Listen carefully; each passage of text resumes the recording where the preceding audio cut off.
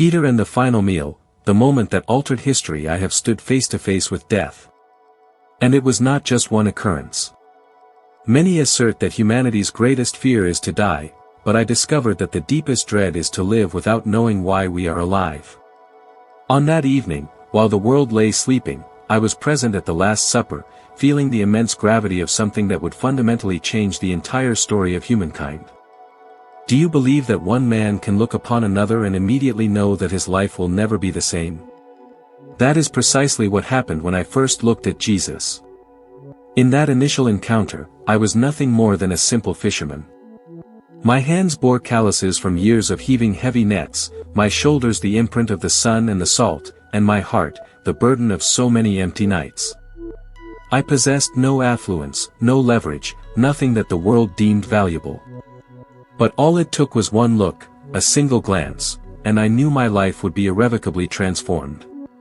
It was as if, all at once, all the clamor of the world had hushed, and only his voice filled the void.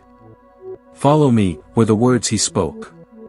And, in that very moment, something within me answered even before my mouth could utter a sound, yes. Have you ever experienced that? That strange, profound certainty that you have found the purpose you were seeking, even without grasping all the particulars. It is as if the heart is aware of a destiny that the mind is yet unable to comprehend. And I followed. I abandoned the nets, I left the boat, I forsook the familiar, and went after him. And at the final meal, seated at the table, breaking the bread and drinking the cup, I realized it was more than just dinner. It was a covenant. He looked at us and declared, "This is my body, this is my blood, do this in remembrance of me." This was no figure of speech for those of us who were there.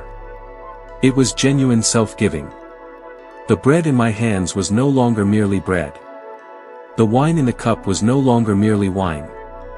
I was receiving something that was changing me from the inside out, causing me to view life through a new lens.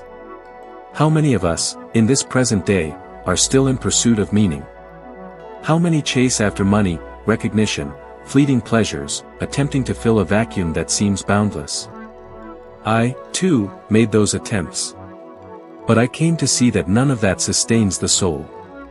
Studies conducted over decades at Harvard University reveal that the key contributor to a happy life is not wealth or notoriety, but rather deep connections and a clear sense of purpose. And I discovered both on that night, a new kinship and an eternal calling. I recollect as vividly as if it were today the morning I saw a healing transpire right before my eyes. It was my wife's mother, afflicted by a fever that no physician could cure. I watched her waste away, and my spirit shrank within me.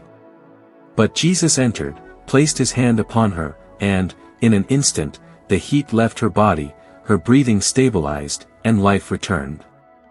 There was no haste, no outcry, just authority and compassion merged in a single motion. I wasn't just following him, I was representing him. And I understood that his power was not confined to him alone. He instilled it in us, so that we might become the extension of his hands in the world. And do you know what that signifies for you? That no matter how ordinary you feel, how restricted you believe yourself to be, you have the capacity to carry within you something that alters the lives of others. And perhaps that is precisely the core message. It is not about what you possess, it is about who walks alongside you. I know some listening might be thinking, but I am not worthy. I, too, used to think that. I was a flawed fisherman, with a hot temper and countless uncertainties. But he did not select me because I was flawless. He chose me because I was willing. And that is the sole qualification he seeks. At that table, on that night, I realized that following Jesus was not merely believing in him, it was allowing him to transform what I believed about myself. And that is the point where everything shifts.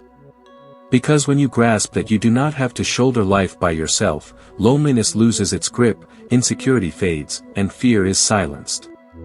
And if you are there, hearing my narrative, and feel a stirring within your heart, perhaps it is the identical calling I heard on that day. Perhaps it is your time to leave the nets behind. Because I can assure you, the life he extends is larger, more profound, and more everlasting than anything you can conceive. I remember it as clearly as if it happened yesterday. That gaze of his, it was not one of accusation, but of a sorrow that pierced through any defense I could erect. I had made a promise. I had declared before everyone, "Lord, I am prepared to go with you to both prison and death." And he responded to me, with a composure only someone who knows the future can possess, "Peter, before the rooster crows, you will disown me 3 times." I refuse to believe it. Which of us wants to admit we are capable of betraying what we cherish most? But on that night, the courage I thought I possessed evaporated in the face of fear. And fear is deceptive. It does not arrive shouting, it whispers, it disguises itself as prudence, it cloaks itself in self-preservation. And I, the man who had walked upon the water, the man who had witnessed the blind regain their sight and the dead return to life, shrank away before simple questions. "You were with him, were you not?" "I do not know what you are talking about." "Once. Twice. 3 times. And then the rooster crowed." Have you ever felt that? The instantaneous burden of realizing you did precisely what you swore you would never do. Perhaps it is not denying someone with words, but how many times have we denied our values, our faith, or even ourselves, simply to evade judgment, criticism, or loss? Perhaps you, too, have traded truth for momentary comfort. In that instant, I became a captive. Not of the chains of Rome, but of the invisible shackles of guilt. Shame is a darkened cell that seems to have no exit. And that is why Jesus' forgiveness was so potent for me. He did not merely forgive me. He restored me. He looked at me as if to say, "You are still Peter. You are still the rock. I still have a purpose for you." And this is what astonishes me the most to this day: if the Son of God extended forgiveness to me, who am I to refuse to forgive myself? Who are you to continue punishing yourself for something that can already be left behind? I reflect on how, in this contemporary age, so many people allow themselves to be consumed by past mistakes. I have seen individuals with exceptional talents self-destruct because they cannot liberate themselves from their own shame.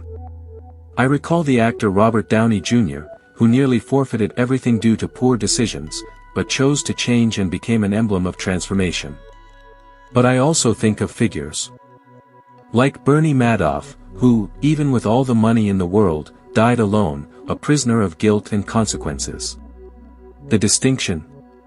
One embraced a fresh start, the other could not achieve self-forgiveness. I distinctly recall a conversation in prison with a soldier named Martin. He told me he was not ready for this faith, that he did not desire the life of persecution that I had. I looked him in the eye and said, "Even in chains, I am free. It is you who are chained." Because true liberty does not stem from not being incarcerated, it comes from having nothing the adversary can use against your heart. And that is why I need to tell you, your error does not define who you are.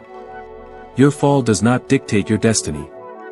It is your willingness to rise, accept forgiveness, and press onward. If even I, who denied Jesus 3 times, was restored, why could you not be? Are you ready to let the rooster crow and still continue walking? Because believe me, after the crowing, comes the dawn. And the sun invariably rises for those who choose to get up. On that night, as we were gathered for the meal, Jesus uttered something that chilled the atmosphere inside the room: "One of you will betray me." We looked at him, bewildered, shocked, and, one by one, we began to inquire, "Is it I, Lord?" Even Judas, who already held the cold weight of the approximately $12,000 that represented the 30 pieces of silver in his pocket, had the audacity to feign innocence. Can you imagine that? To be in the presence of the man who loved you, taught you, confided secrets to you, and yet still choose to sell him out. And if it were you, how would you respond upon discovering that someone you consider a brother is about to wound you in the worst possible way? Human rationale would scream for justice, for distance, perhaps even for vengeance. But Jesus did something the world would deem impossible: he forgave Judas. This forgiveness has perpetually challenged me. It was not just about not harboring resentment, it was about continuing to love. It was about looking at the betrayer and still offering the chance to repent. It is a love that confronts, that bewilders, that shatters the chains of hatred. And today, more than ever, we are in desperate need of it. Modern psychological research indicates that forgiveness is not only a spiritual act, it literally transforms the body and the mind. It lessens stress, strengthens the immune system, reduces anxiety. It is as if forgiveness is a remedy that heals from the inside out. But Judas did not forgive himself. That was his greatest confinement. He saw Jesus' eyes, heard what no one else heard, and yet could not believe that grace was sufficient for him. And by refusing to accept forgiveness, he chose his own demise. This made me realize something I carry with me to this day: many individuals are not destroyed by the mistake they committed, but by not believing they can be restored. I saw this unfold very differently with a woman named Novella. She came to me requesting a blessing to have children. I perceived that her faith was already complete even before any prayer of mine. She did not need me to place something within her, only to acknowledge what was already present. That moment left its mark on me because I understood that, when the heart is filled with Christ, no past hurt or wound holds sway over us. And here is the truth that perhaps you need to hear: forgiveness does not obliterate the past, but it breaks the right the past has to enslave you. It may be that someone wounded you deeply, or perhaps you put yourself down with your own hands. But what will you do now? Will you get up, or will you live repeating the scene of the fall? Jesus knew Judas would betray him, and yet he fed him that night, broke bread with him, washed his feet. If he did that for the one who handed him over to death, what do you think he can do for you? Perhaps the question you need to ask yourself today is not, "Am I the guilty one?" but rather, "Am I willing to be forgiven?" Because that willingness changes everything. And it was that willingness that led me, one day, to stop being a man marked by guilt and become a man marked by grace. When the moment arrived, there was no turning back. I knew they intended to crucify me as they had done with Jesus. But within me, something cried out, "I am not worthy to die as he died." So I requested to be crucified upside down. It was not blind audacity, it was not an act of defiance, it was humility. I did not want my death to be conflated with the grandeur of my Lord's sacrifice. Have you ever contemplated how you will face your end? Most people avoid that inquiry. We live as if death were a distant possibility, not a certainty. And when it draws near, many tremble, not from physical pain, but from the emptiness of realizing they lived for things they could not take with them. I did not have that fear. My life had already been surrendered before they bound my hands. As they led me away, I remembered the words Jesus spoke before ascending to the heavens: "In the world you will have tribulation. But take heart. I have overcome the world." That is why I say, when one lives with the assurance of his victory, death ceases to be an end and becomes a reunion. Today, I still see so many people enslaved by fear. Fear of losing a job, fear of losing a loved one, fear of lacking control. But the truth is that no one has control, and that is precisely where faith transforms into strength. Even science affirms this. Research indicates that people with faith and a sense of purpose possess greater resilience, better overcome serious illnesses, and face crises with more hope. Because, when you believe that something greater awaits you, despair loses its hold. I remember my final conversation with Martin Ian Well. He wanted to get me out of there, to risk his life so I could flee. But I looked at him and said, "Take me to Jesus. I cannot bear to be away from him for another minute." And I spoke those words with peace in my heart, not because I sought death, but because I knew I was going home. And perhaps that is what I need to tell you now: courage is not the absence of fear. It is the decision to remain steadfast even when fear attempts to paralyze you. If Christ conquered death, what power does fear still hold over us? Therefore, I want to leave you with a challenge. For 7 days, every morning, look in the mirror and say aloud, "I am not a slave to fear. I live by love." It matters not if at first they seem like mere words. With time, you will realize that this truth begins to shape your decisions, your conversations, and even the way you confront difficulties. On the day they raised me on the cross, upside down, I did not see defeat. I saw a journey being completed. And when I closed my eyes, I did not feel an end. I felt the beginning. Because for those who are in Christ, the final word will never be death, it will be life. You know, if I could summarize everything you have just heard into a single truth, it would be this: no matter where you are right now, what you have done or failed to do, what defines your life is the decision you make starting today. I was not perfect, I failed, I feared, I denied, but I chose to keep going. And it is that daily choice that transforms who we are. And if you felt that something here spoke directly to your heart, then do not stop here. In the next video, which is already visible on your screen, we will climb another step together on this journey, and you will become at least 1% better than you are right now. Thank you for staying with me until this point. I will be waiting for you there.